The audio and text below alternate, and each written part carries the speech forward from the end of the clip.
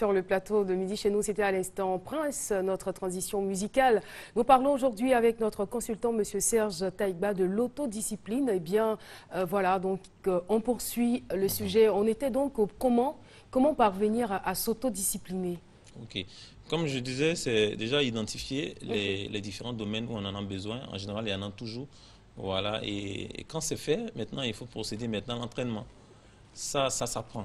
En fait, l'autodiscipline. Comme je dis, ce n'est pas quelque chose d'inné et de figé. Il faut apprendre à se discipliner. Et ça commence par ce que j'appelle des entraînements. Comment est-ce qu'on s'entraîne? Bien sûr, il faut prenez un domaine et vous voyez ce que vous avez à vous imposer comme discipline. Par exemple, je prends par exemple le domaine du sport. Vous savez que si vous avez besoin, vous voulez vivre longtemps, vous êtes obligé de faire du sport. Si vous ne faites pas du sport, vous êtes en bonne santé naturellement, qui va vous donner par ricochet une longue vie. Vous êtes obligé de faire du sport. Vous vous dites, je ne fais pas du sport, je suis en train de risquer ma vie, je suis en train de m'exposer en fait à certaines maladies. Donc il me faut faire du sport. Naturellement, ça ne va pas venir tout de suite. C'est vrai, vous avez l'envie, vous avez le désir, vous arrivez même à commencer, mais arrivé à un certain moment, vous vous sentez fatigué ou vous sentez que vous avez beaucoup trop de choses à faire, vous n'avez plus le temps matériel pour faire le sport. À ce moment-là, qu'est-ce que vous dites ou par quoi vous passez pour trouver le temps? Bon, je pense que l'argument même n'est pas, selon moi... Hein, mais on trouve toujours des excuses, ça c'est clair. L'argument ne tient pas. Et les excuses, que ça tienne ou pas, il y a toujours des excuses. Voilà. Et déjà, par rapport au temps, on n'a pas besoin d'avoir ou de trouver le temps. Le temps se libère.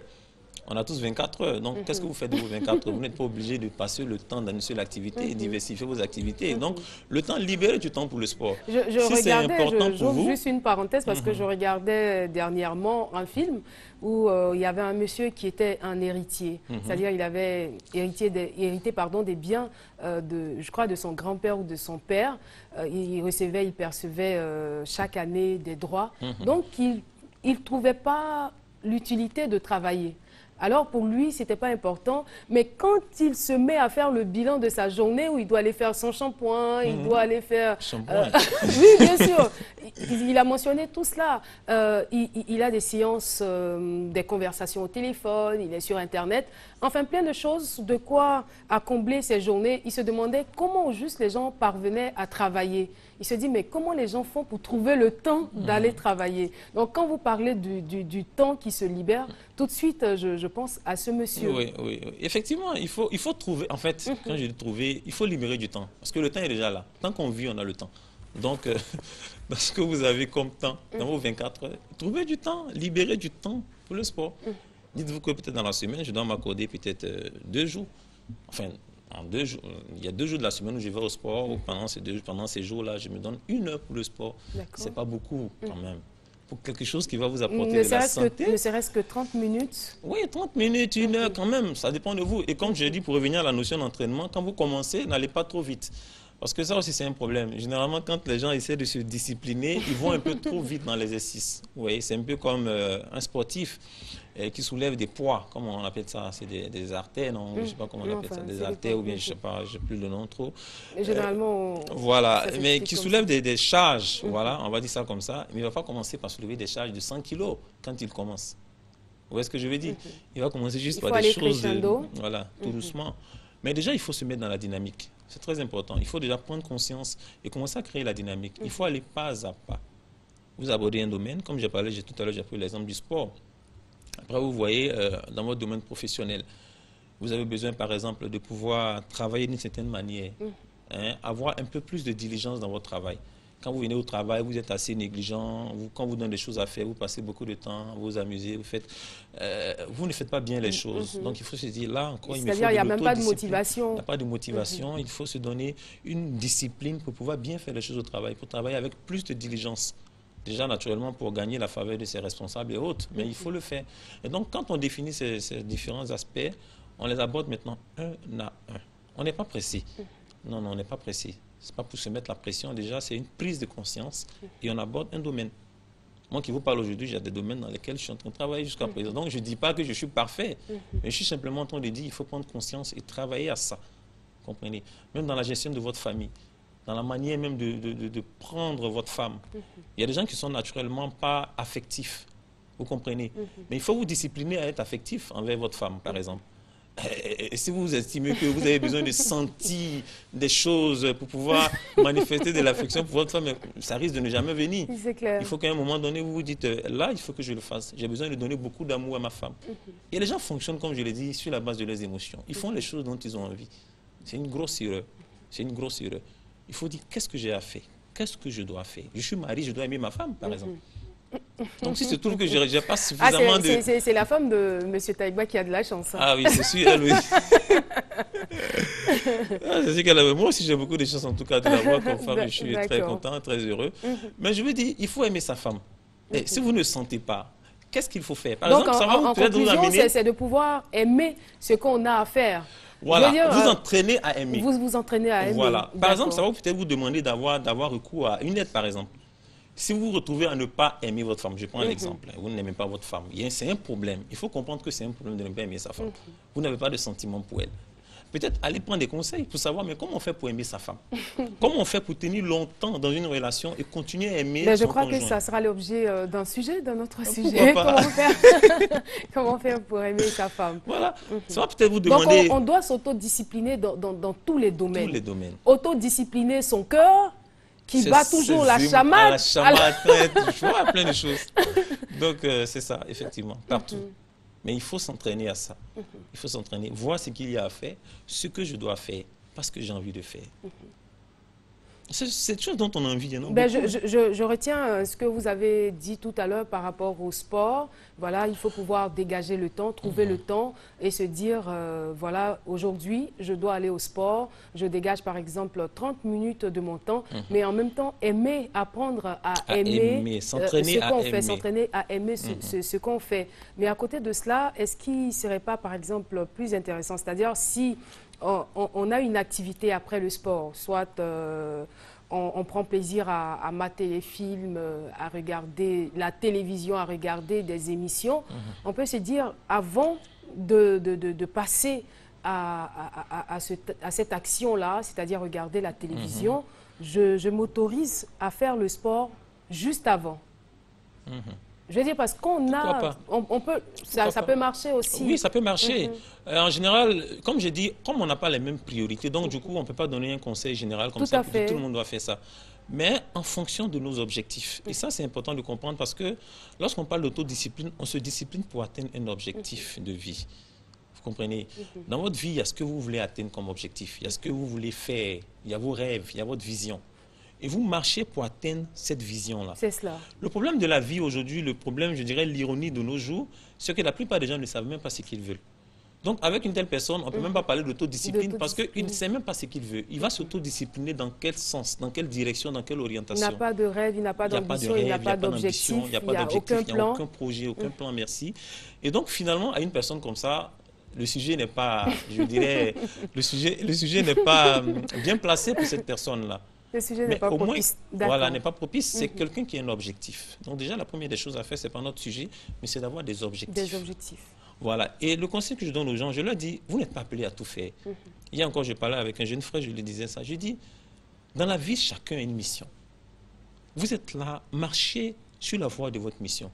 Vous n'êtes pas obligé de devenir, je ne sais pas moi, d'aller ça et là. Non, tout ce que vous faites doit aller dans le sens de pouvoir atteindre vos objectifs. Bien sûr, après on me dira, mais et les loisirs? C'est ce qu'on me pose comme question. Non, mais la vie, ce n'est pas toujours juste du sérieux, Effectivement, la vie, ce n'est pas juste du sérieux. Il y a un temps pour toutes choses. C'est clair. Il y a un temps pour s'amuser, il y a un temps pour travailler. Mais il faut consacrer, je dirais, une bonne partie de son temps par rapport à ça. De un, ça nous permet de vite atteindre nos objectifs pour s'en fixer d'autres plus élevés plus tard. Et de deux, ça nous équilibre. Vous comprenez? Et ça nous permet de ménager nos forces. Parce que finalement, les gens se retrouvent, comme je disais la dernière fois, beaucoup de personnes vieillissent avant leur âge. Ils ne comprennent pas pourquoi. Et vous voyez des gens qui ont juste 30 ans, mais quand vous les voyez, on dirait des personnes qui ont 50 ans, 55 ans. Mais tout ça, c'est dû à ça, le désordre de la vie. On ne sait pas où on va, on veut tout faire. Il faut se discipliner par rapport à ses objectifs. D'accord. On les fixe et on marche dans ce sens. Maintenant, après, parlant de télévision, tout ça, les loisirs, moi, personnellement, il y a plein de choses que je fais, en tout cas très rarement. D'accord. Par exemple, aller sur Internet, il y a vraiment un temps limité que je donne à ça. Donc, quand vous voyez que votre activité... On l'a développé au cours d'une émission. Voilà, pourquoi pas. Voilà. On l'a fait, voilà, on l'a déjà développé. Maintenant, ce que je voulais savoir, on a donné tous les avantages de l'autodiscipline. Et lorsqu'on n'est pas autodiscipliné, qu'est-ce que cela peut entraîner dans notre vie? Déjà, quand on n'est pas autodiscipliné, on va s'épuiser. On s'épuise. Oui, on va s'épuiser. Et autre chose, finalement, on va se retrouver frustré parce qu'on n'atteindra pas nos objectifs. Ça, c'est sûr. On n'atteindra pas nos objectifs et plein de personnes te disent « Non, mais je fais telle chose, ça n'a pas marché ». Et l'autodiscipline aussi est une arme pour la persévérance. Et donc, quand on est autodiscipliné, ça nous donne de la force pour persévérer souvent quand on poursuit un objectif. Comprenez? Parce que quand on n'a pas suffisamment d'autodiscipline, quand on suit un objectif, quand on rencontre des difficultés, naturellement, on n'a pas suffisamment d'autodiscipline pour dire « Non, là, je reste là, je continue de poursuivre cet objectif-là, il faut que je l'atteigne ». Mais après, on se dit, bon, on est léger, on laisse tomber.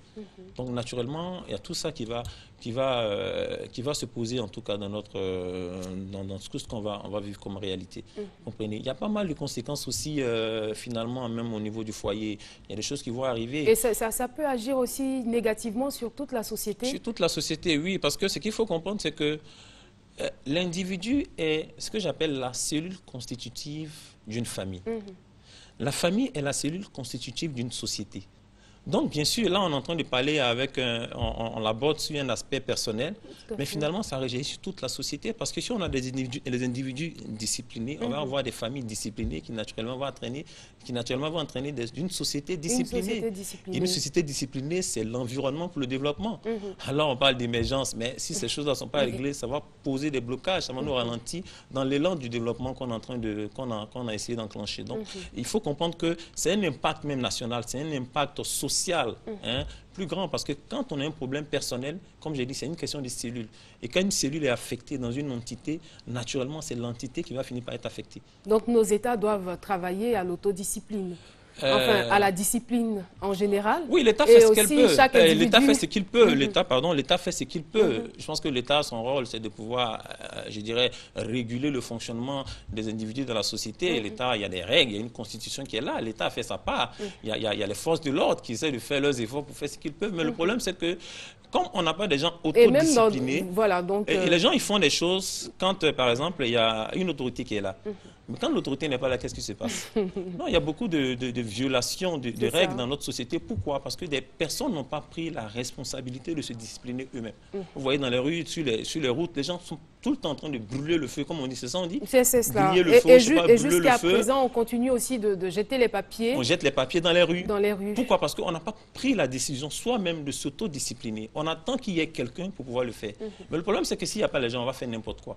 Et après, bon, on traîne cette habitude-là pendant longtemps, pendant des années, et tout ça, ça affecte notre environnement, ça affecte la société, ça affecte nos familles, ça affecte l'État, plein de choses. Voilà. D'accord. Nous sommes pratiquement au terme de notre entretien. Il est 12h10. Monsieur Serge Taïgba, qu'est-ce qu'on retient de vous et qu'est-ce qu'on retient surtout de ce thème? Je l'avais dit au début, j'ai dit que l'autodiscipline, c'est la compétence maîtresse. Pouvoir réussir dans la vie, c'est elle qui va en tout cas créer l'environnement pour pouvoir manifester tout ce que vous avez comme compétences qui entrent en ligne de compte, en tout cas dans votre dynamique de réussite. Et donc, c'est un élément très important qu'il faut prendre au sérieux. Si vous n'y arrivez pas, il faut vous faire aider. Ce n'est pas un péché de se faire aider. Mais il faut en tout cas penser à ça, il faut prendre conscience que vous avez besoin de vous autodiscipliner. Et je crois que si vous avez suffisamment de volonté et de motivation, vous allez finir par y arriver.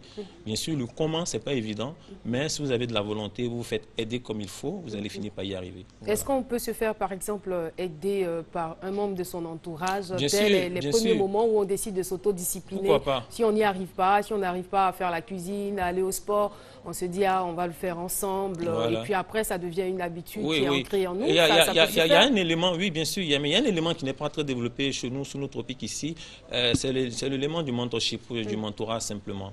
C'est-à-dire aujourd'hui, chaque individu est censé avoir un mentor. Avoir un mentor même certainement dans chaque domaine de sa vie, domaine des finances, domaine du foyer, domaine du travail, dans le domaine spirituel et tout ça. On est censé avoir un mentor dans tous les domaines, mais les gens n'ont pas suffisamment de mentors. Mais quand vous avez un mentor dans un domaine, naturellement, vous partez vers ce mentor-là, il va vous aider à atteindre vos objectifs. Parce que le mentor, c'est celui qui a atteint le niveau que vous souhaitez atteindre, naturellement. Donc, il vous faut un mentor. Donc, mais quand vous n'avez pas aussi atteint un certain degré de maturité, qui n'est pas là, je veux dire, le déséquilibre s'installe tout de suite.